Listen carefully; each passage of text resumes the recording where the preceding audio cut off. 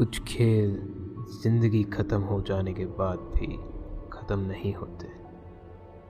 और अगर आपको हर हफ्ते नई डरावनी कहानियाँ सुननी हैं तो हमारे चैनल को सब्सक्राइब ज़रूर करें। आइए आज की सच्ची कहानी शुरू करें। मेरा नाम समीर है। इस साल हमारे दूर के रिश्तेदारों ने हमारे पूरे परिवार को न्यू ईयर बनाने के लिए देहरादून में अपने घर पर बुलाया था। उनका घर किसी आलिशान महल से कम नहीं था। उनके घर में इतने सारे दरवाजे और इतनी सारी सीढ़ियाँ थी कि कोई पहली बार आया हुआ आदमी तो वहाँ आराम से खो सकता था। देहरादून के लिए निकलने से पहले मुझे बताया गया था कि मैं वहाँ अपने उम्र के सारे बच्चों को जानता होऊंगा, पर पहुँचने पर पता चला कि मैं वहाँ 12 में से सिर्फ 2 को ही जानता था। रात के खाने पीने के बाद सारे बड़े लोगों ने बाहर जाने का प्लान बनाया और हम सब बच्चे अब घर पे अकेले रह गए थे। हम सारे बच्चे अलग अलग जगह पर झुंड बनाकर बैठे हुए थे। उस समय तक मेरी ज़्यादातर सभी से बात हो गई थी। अब भी 2 या 3 लोग बाकी थे और उनमें से एक लड़की थी जिससे मुझे बात करने का अभी तक मौका नहीं मिला था।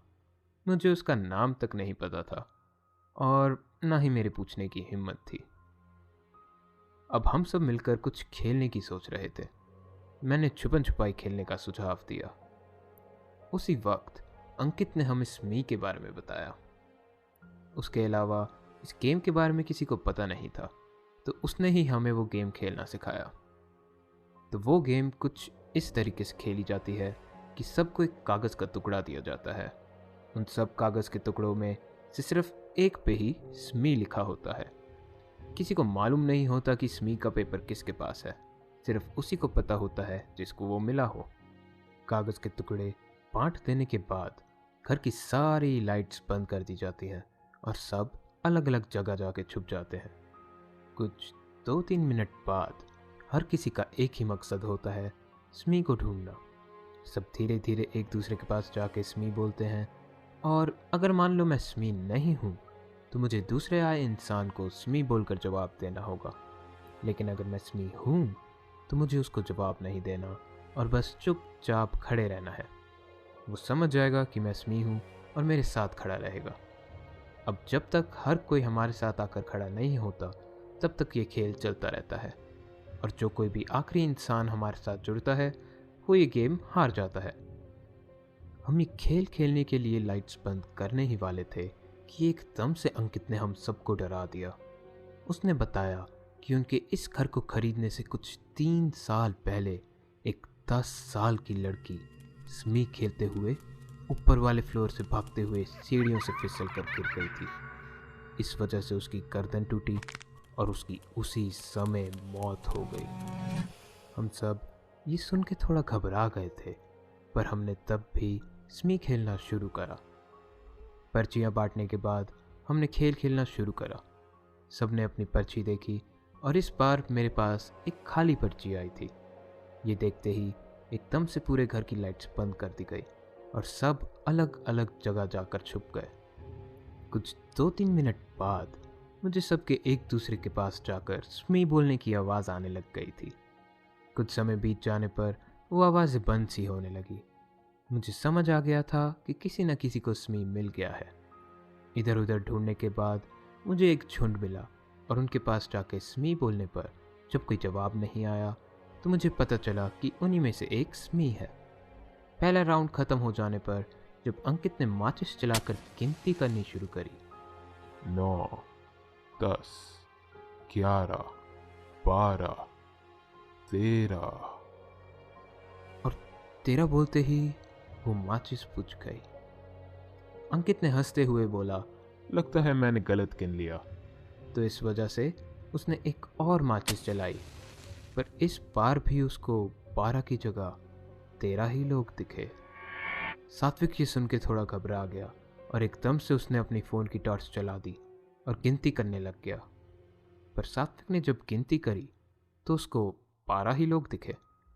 ये देखकर सबने यही सोचा कि अंकित ने शायद अपने आप को 2 बार गिन लिया होगा, पर अंकित अपनी गलती मानने को तैयार ही नहीं था और बार बार यही कहे जा रहा था कि कोई ना कोई तो अपनी जगह से हिला है। क्योंकि उसने किसी को सीढ़ियों के पास देखा था जहां अब कोई भी नहीं था। ये सुनकर सब थोड़ा घबरा तो गए थे, पर अंकित की ही गलती सोचकर सब ने इस बात को नज़रअंदाज कर दिया और दोबारा वही खेल खेलने लग गए। इस बार स्मी और कोई नहीं, पर मैं ही था। कोई अच्छी छुपने की जगह ढूंढ रहा था, पर मेरी छुपने की जगह ढूंढने से पहले ही सात्विक ने मुझे ढूंढ लिया। और उसके स्मी बोलने पर जब मैंने जवाब नहीं दिया तो वो समझ गया मैं ही स्मी हूँ और मेरे साथ खड़ा हो गया। वैसे तो स्मी के खेल में बोलना मना होता है, पर सात्विक न जाने क्यों घबराया हुआ लग रहा था।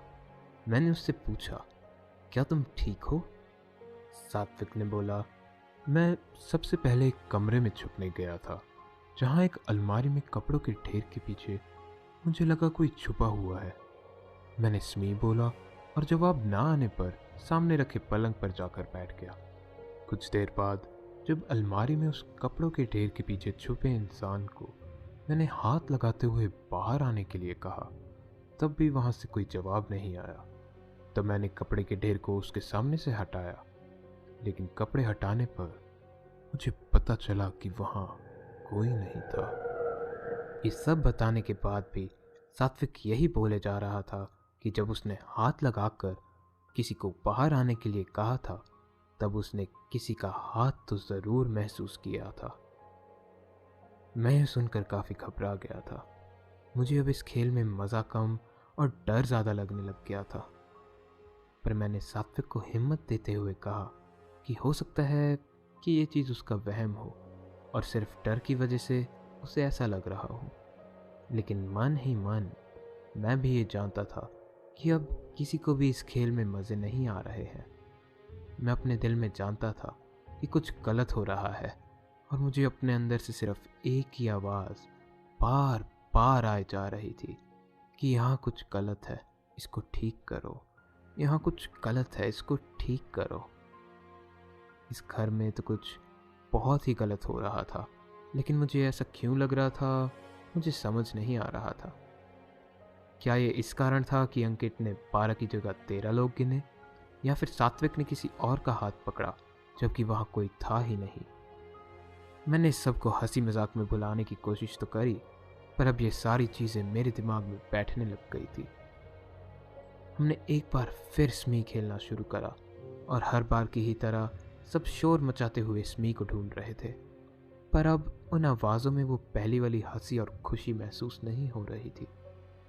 मैं कुछ समय के लिए तो सभी के साथ ही स्मी को ढूंढ रहा था, पर स्मी के ना मिलने पर मैं अकेले फर्स्ट फ्लोर पे जाके स्मी को ढूंढने लगा। कुछ देर ढूंढने के बाद मैं अचानक किसी के पैरों से टकराया।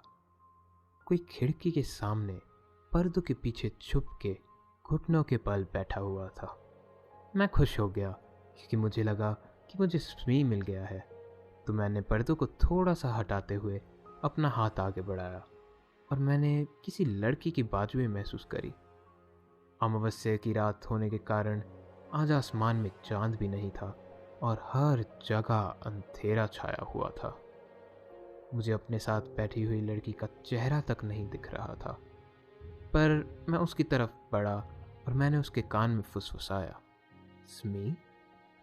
उस लड़की ने मुझे कोई जवाब नहीं दिया, इसलिए मैं उसी के साथ जाके चुपचाप बैठ गया और वहाँ बैठे बैठे दूसरों का इंतज़ार करने लग गया। कुछ देर उसी शांति में बैठने के बाद मैंने हल्के से फुसफुसा के उस लड़की से उसका नाम पूछा, निष्ठा। उस लड़की ने फुसफुसाते हुए मुझे जवाब दिया। ये नाम मैंने पहली बार सुना था और क्योंकि मैं बाकी लड़कियों से बात कर चुका था तो मुझे लगा कि ये वही लड़की है जिससे मेरा बात करने का मन था। मैंने ऐसे ही 2-3 आम से सवाल करके निष्ठा से बात करने की कोशिश करी, लेकिन वो एक टक होके बैठी रही और उसने मुझे कोई जवाब नहीं दिया और बस अपना सर नीचे करके चुपचाप बैठी रही। मैं जानता था कि स्मी के नियम है चुप रहना, पर ना जाने क्यों अब मुझे ऐसा लगने लग गया था कि शायद ये उसकी खामोशी का कारण नहीं है। मुझे लग रहा था मैं उसको पसंद नहीं और गेम के नियम के बहाने से वो चुपचाप बैठी हुई थी। अगर उसे मैं पसंद नहीं हूँ और उसको बात मुझसे नहीं करनी, तो मुझे भी उससे बात नहीं करनी थी और इसी कारण मैं उसकी तरफ पीठ करके बैठ गया। अब इस अजीब सी शांति में हर पल इस लड़की के साथ बैठना मुझे और घबराहट दे रहा था। न जाने क्यों मुझे अब ऐसा महसूस हो रहा था कि ये वो लड़की नहीं जिससे मेरा बात करने का मन था। मुझे अब अपने पास कुछ बहुत गलत होने का एहसास हो रहा था। यही सोचते सोचते ही गलती से मेरा कंधा उस लड़की के कंधे से जा टकराया और उसका शरीर बर्फ से भी ज़्यादा ठंडा था। मेरे पूरे शरीर में अब रोंगटे खड़े हो गए थे। मैं वहाँ से उठ के भागना चाहता था और मन ही मन ये प्रार्थना करने लग गया कि कोई जल्द से जल्द मुझे ढूंढ ले। तभी मुझे किसी की धीमे धीमे कदमों की आवाज़ सीढ़ियों से ऊपर आते हुए सुनाई दी। कुछ ही पल में किसी के घुटने मुझसे टकराए और एक लड़की की आवाज़ ने मेरे से पूछा, स्मी? मेरी खामोशी से खुश होके वो मेरे साथ आके बैठ गई। मैं इस आवाज़ को जानता था। यह आवाज़ तिक्षा की थी। तुम समीर ही हो ना? तिक्षा ने मेरे से पूछा। हाँ, मैंने फुसफुसाते हुए जवाब दिया। तिक्षा ने अपना हाथ लंबा करते हुए मेरे साथ बैठी लड़की को छूते हुए पूछा, मेरा नाम तिक्षा है, तुम्हारा नाम क्या है? 10 सेकंड बाद भी कोई जवाब ना आने की वजह से तिक्षा खुद ही बोल पड़ी, अरे हाँ, स्मी में तो बात नहीं कर सकते। कोई बात नहीं। और इतना बोल के तिक्षा फिर से मुझसे बात करने लग गई। उसने मुझे बोला कि तुम जानते हो समीर, अब इस खेल में मुझे उतना मज़ा आ नहीं रहा। तुम्हें ये सुनने में अजीब लगेगा और तुम्हें लगेगा कि मैं पागल हूँ, पर मुझे ऐसा एहसास हो रहा है हम 12 लोगों के अलावा यहाँ और कोई भी है। मैं तिक्षा को ये बताना नहीं चाहता था, पर दिल ही दिल में मैं बहुत घबराया हुआ था। पर तिक्षा के यहाँ आ जाने से मेरा डर थोड़ा कम हो गया था। और तभी अचानक हम दोनों ने अपने पीछे से सात्विक की आवाज़ सुनी, जो कि अंधेरे में ही पूछ रहा था, यहाँ कोई है क्या? मैंने जवाब दिया, हाँ मैं यहाँ हूँ। तो सात्विक ने मुझसे पूछा कि क्या तिक्षा भी तुम्हारे साथ है? जिसका जवाब तिक्षा ने हाँ में दिया। इस सुन के सात्विक ने हम दोनों से पूछा कि तुम दोनों कहाँ थे? हम पिछले 3 घंटे से तुम्हें ढूंढ रहे थे। ऐसा होना नामुमकिन था और मैंने थोड़ा सा परेशान होते हुए बोला कि ऐसा कैसे हो सकता है, तुम्हें तो अभी तक स्मी भी नहीं मिला। इतना बोलते ही मैंने तिक्षा की तरफ और फिर अपनी दूसरी तरफ देखा, लेकिन अब वहाँ तिक्षा और मेरे अलावा कोई भी नहीं बैठा हुआ था।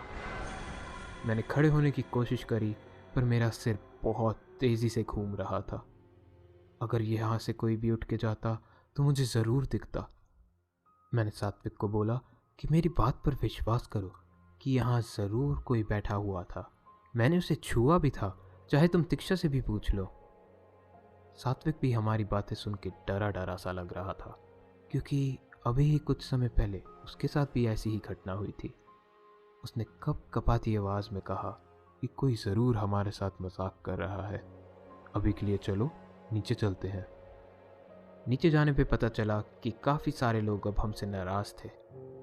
अंकित ने हमसे थोड़ा चिढ़ते हुए बोला कि तुम इतनी देर से ऊपर क्या कर रहे थे? तुम दोनों ने हमें बहुत परेशान करा है। लेकिन जवाब में मैंने यही बोला कि मेरा यकीन करो, हम दोनों ऊपर अकेले नहीं थे।